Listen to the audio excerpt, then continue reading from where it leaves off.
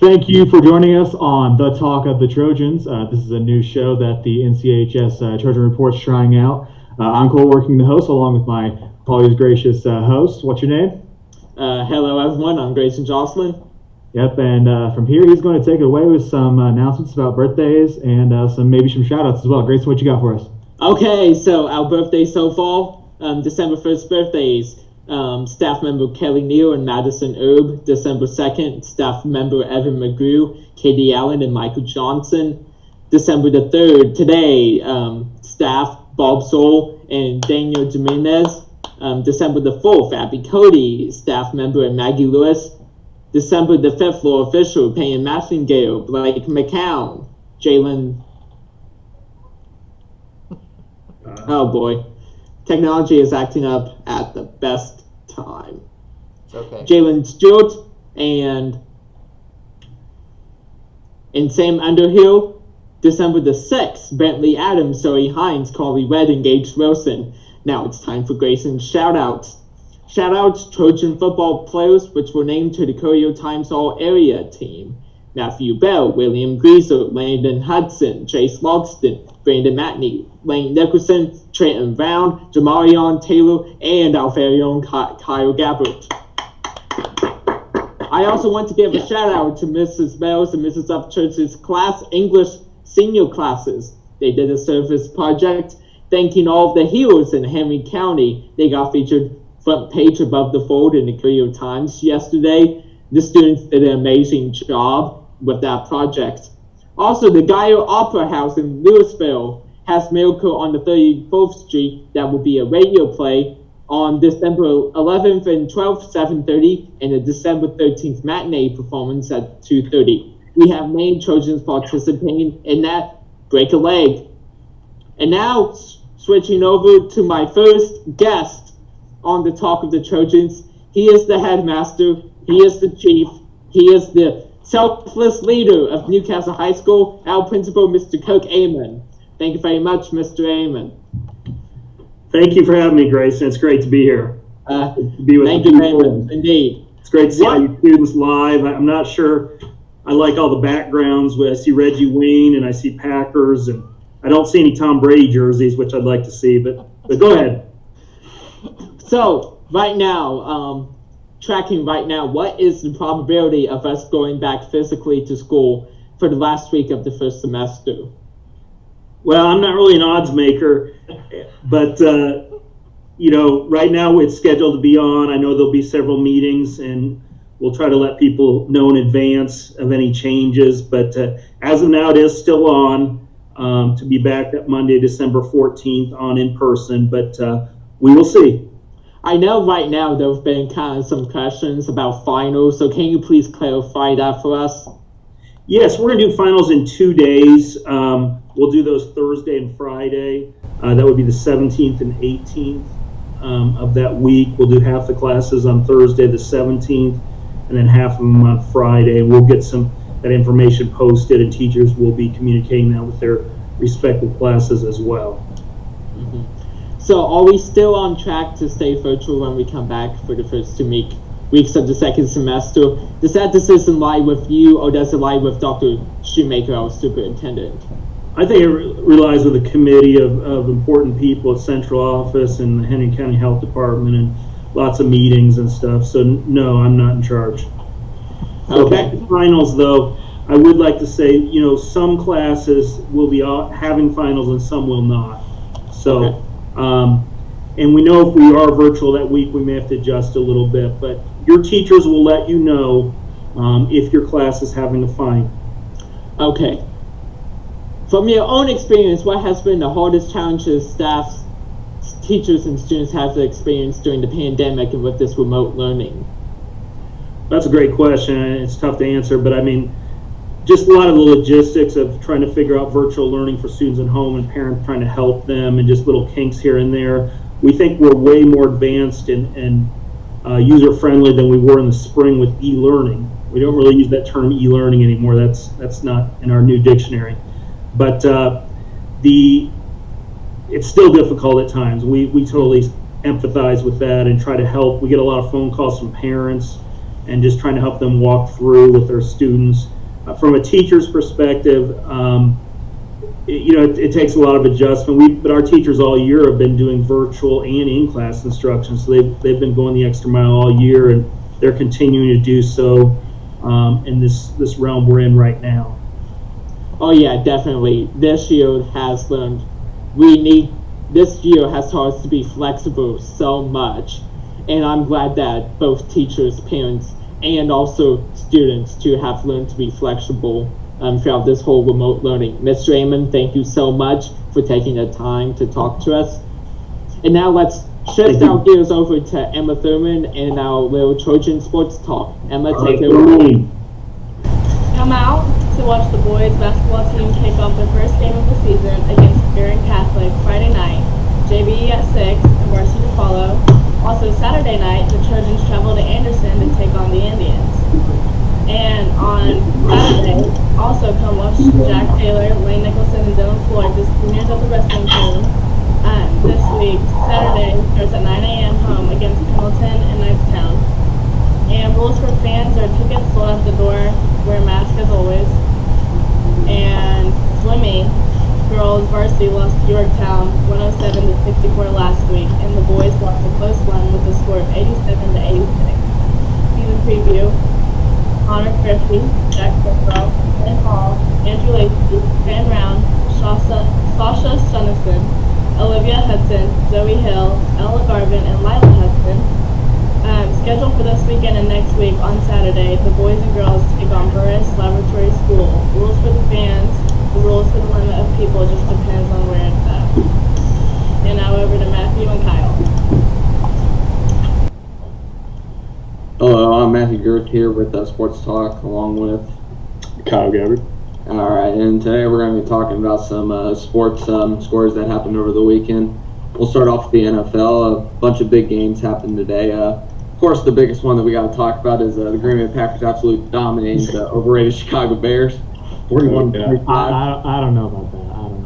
Well, they did for sure. They did. All right, and then the Colts also lost a tough one to the Tennessee Titans, 45-26. Kyle, what did you think about that game? That was a tough one. Titans offense looked supreme. Derrick Henry carried. Colts defense did not look up to their normal standards. It's going to be a good bounce back week for the Colts, though. That is true. And then another big game that occurred was Kansas City Chiefs taking care of business against the Tampa Bay Buccaneers, 27-24. Patrick Mahomes and Tyreek Hill obviously had it going for the Chiefs, just outdoing Tom Brady and that Bucs offense, you know? Oh, yeah. And over to college football.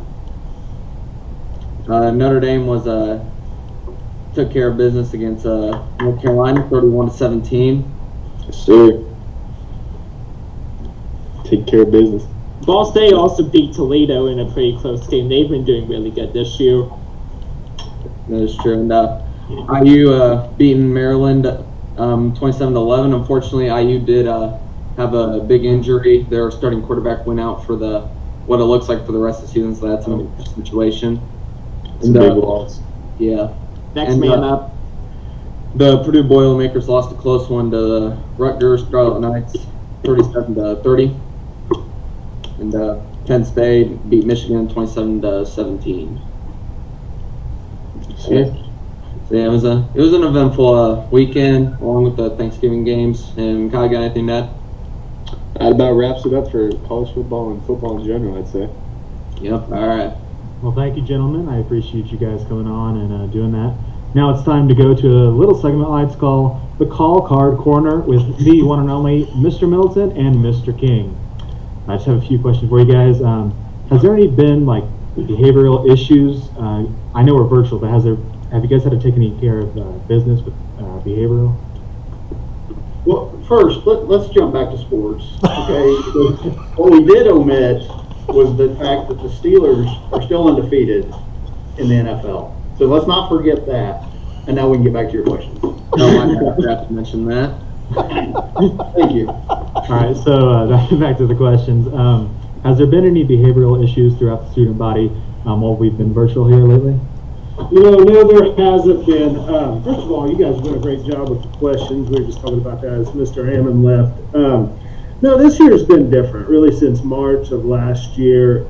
It's just like with the students trying to find a new normal and how to be successful within that new shift there. It's the same with us. I mean, it's discipline really hasn't been there. Even with students in session and being here, we haven't been as busy as we have been in years past, but it's a new busy, just meeting with students, meeting with families, and so it's just a different kind of busy.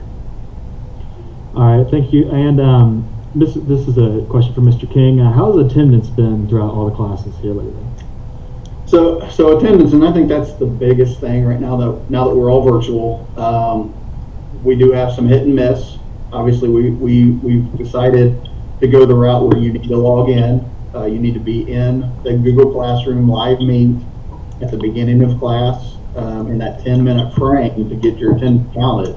Now, some issues, there are technology concerns, and we try to rectify that if something arises there. But overall, it's just kind of sporadic. But I would say dealing with the circumstances we have, it's not too bad overall.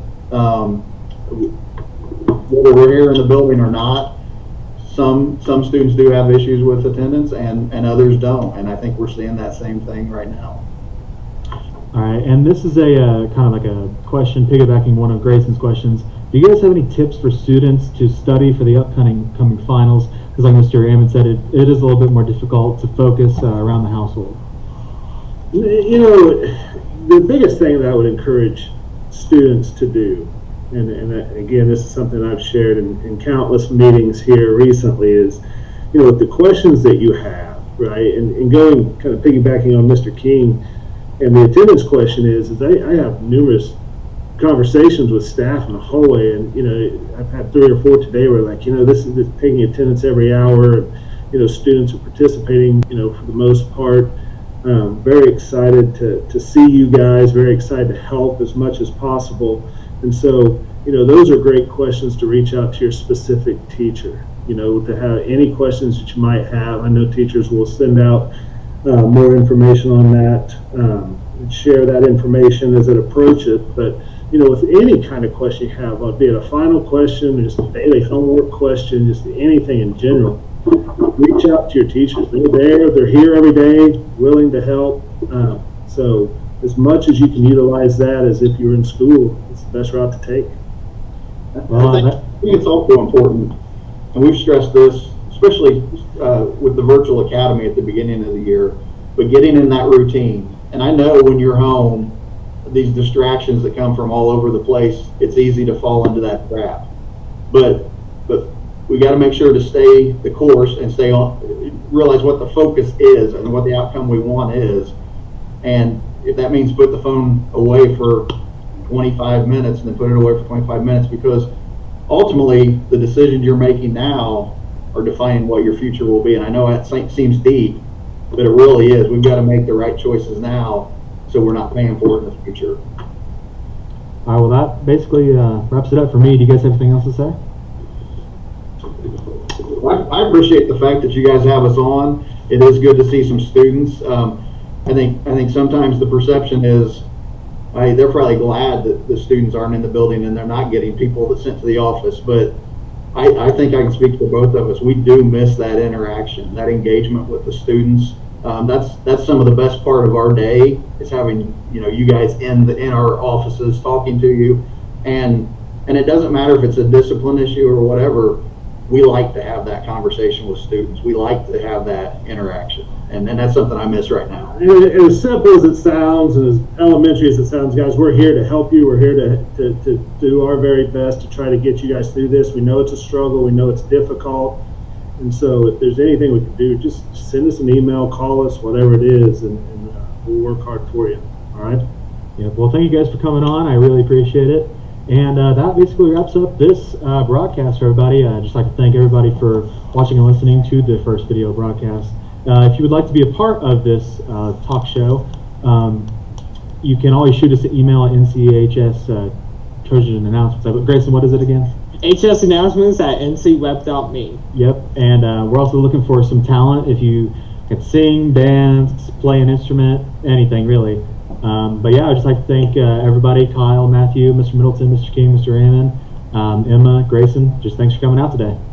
Great, gentlemen. Yep. Fantastic. Take care, And everybody. this is the Trojan Report team signing off. Good night and good news.